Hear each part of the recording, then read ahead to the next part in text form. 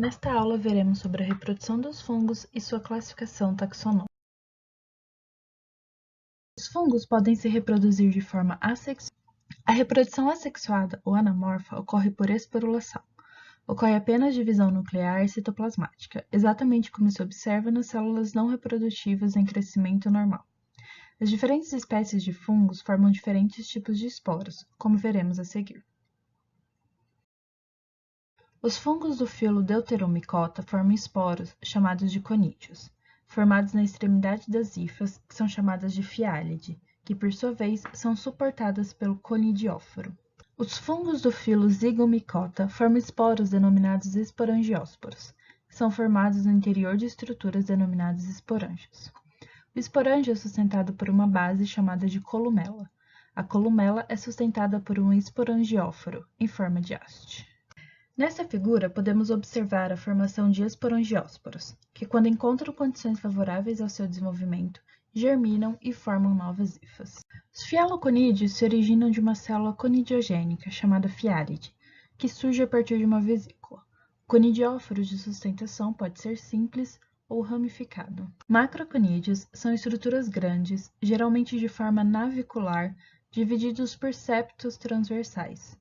Associados aos macroconídeos, pode-se ainda observar a presença de microconídeos. Tanto macro quanto microconídeo ficam distribuídos ao longo das hifas. Os blastoconídeos são comuns em leveduras. A reprodução por brotamento e fissão binária. No brotamento, a célula-mãe origina um blastoconídeo, que cresce e recebe um núcleo após a divisão da célula-mãe. O broto desprende-se da célula-mãe.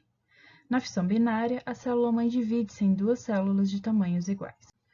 Após o brotamento, o broto pode permanecer ligado à célula-mãe, formando uma estrutura denominada pseudo-hifa. Entre os fatores de virulência estudados em Candida albicans, o dimorfismo está entre eles. Esse fungo é capaz de crescer como levedura ou na forma de pseudo-hifa.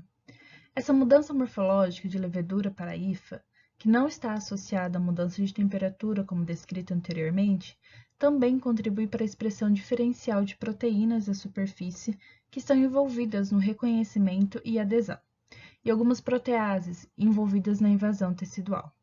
A pseudo-hifa também promove uma força mecânica para a invasão tecidual ou escape do interior dos macrófagos. Os clamidoconídeos têm função de resistência, semelhante às dos esporos bacterianos.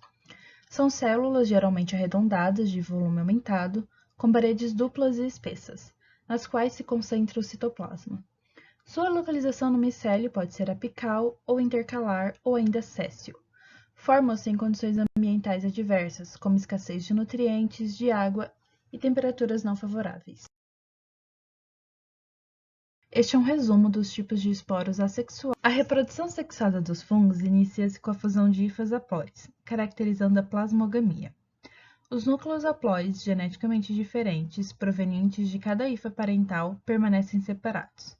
Posteriormente, a fusão nuclear gera núcleos diploides, que, dividindo-se por meiose, produzem esporos haploides. Antes de ocorrer a plasmogamia, é preciso que uma hifa atraia a outra. Isso ocorre por meio da produção de feromônios, substâncias de atração sexual produzidas por hifas compatíveis.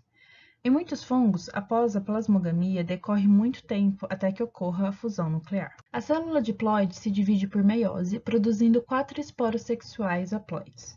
É durante a meiose que ocorre a recombinação, crossing over e a redução à metade do número de cromossomos.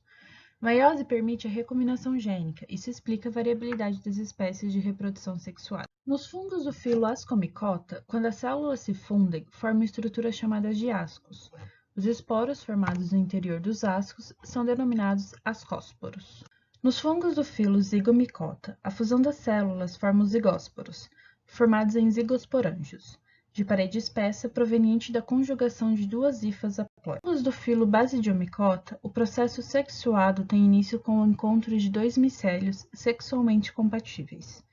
Da fusão de duas células, forma-se o basídio. Os dois núcleos se fundem e formam o zigoto, que sofre meiose, produzindo 4 núcleos haploides.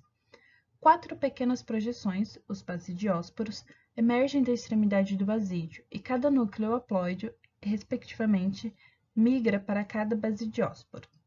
Alguns basidiomicetos, como os cogumelos, produzem um basidiocarpo protetor que aloja os basídios e os basidiósporos. Estes são os níveis taxonômicos nos quais os fungos são classificados. Observem que o gênero e a espécie não possuem radical específico.